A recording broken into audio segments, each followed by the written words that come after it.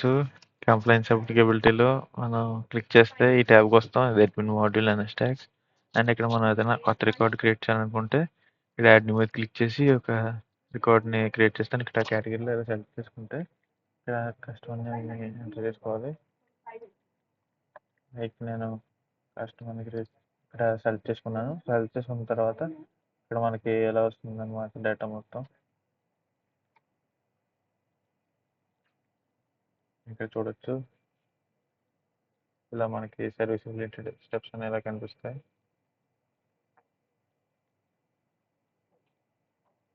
And ఇక్కడ first వచ్చేసి మనం టర్న్ ఓవర్ ఎంటర్ చేసుకోవాలి ఎంత అనేది. సపోజ్ ఇంత అమౌంట్ ఇస్తున్నాను. నెక్స్ట్ వచ్చేసి ఇక్కడ మనకి అప్లికబిలిటీ ఉంది. ఇక్కడ immediate applicable, future applicable, not applicable అలా పెట్టుకోవాలి. ఇమీడియట్ అప్లికబుల్ పెట్టుకొని ఇక్కడ సపోజ్ నేను ఒక అమౌంట్ ఇచ్చాను.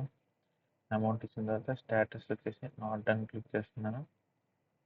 ఇక్కడ చూడొచ్చు ఇలా ఎప్పుడైతే ఇక్కడ మనం ఇమీడియట్ అప్లికేబుల్ పెట్టుకున్నామో ఈ అమౌంట్ అనేది ఇక్కడ రిఫ్లెక్ట్ అవుతుంది. మనం ఇప్పుడు ఫ్యూచర్ అప్లికేబుల్ పెట్టుకుంటే ఈ అమౌంట్ అనేది ఇక్కడ రిఫ్లెక్ట్ అవ్వదు. ఫ్యూచర్ అప్లికేబుల్ పెట్టినప్పుడు మనం ఏం చేస్తాం, ఇక్కడ కూడా ఫ్యూచర్ వర్క్ ఆర్డర్ ఎలా సెలెక్ట్ చేసుకుంటాం. లైక్ ఇక్కడ డేట్ పెట్టుకుంటాం, అంటే ఏ డేట్ మళ్ళీ వర్క్ చేయాలనేది. ఇలా సెకండ్ వచ్చేసి ఇమీడియట్ పెట్టుకుందాం.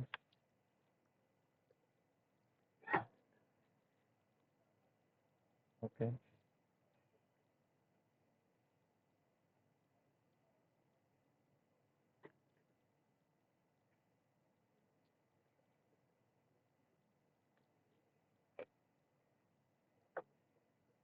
నెక్స్ట్ వచ్చేసి ఇలా ఈ అన్ఫార్మ్స్కి ఇలా పెట్టుకుందాం.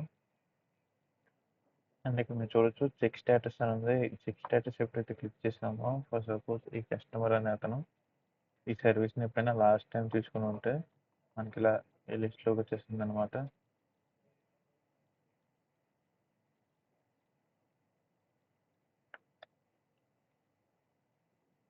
అండ్ ఇక్కడ చూడొచ్చు నేను అన్ని సర్వీసెస్కి ఫిల్ప్ చేశాను.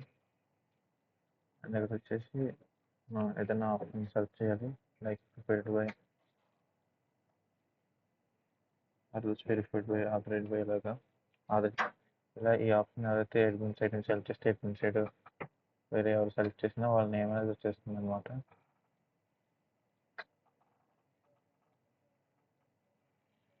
అండ్ ఇక్కడ మనకు వాళ్ళతో ఎడిట్ చేసుకోవచ్చు. ఇది మీరు చూడొచ్చు.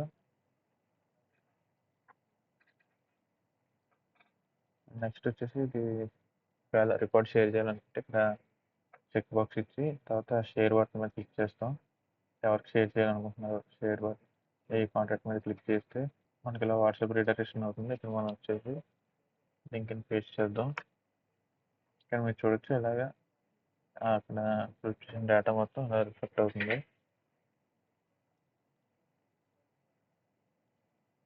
ఓకే,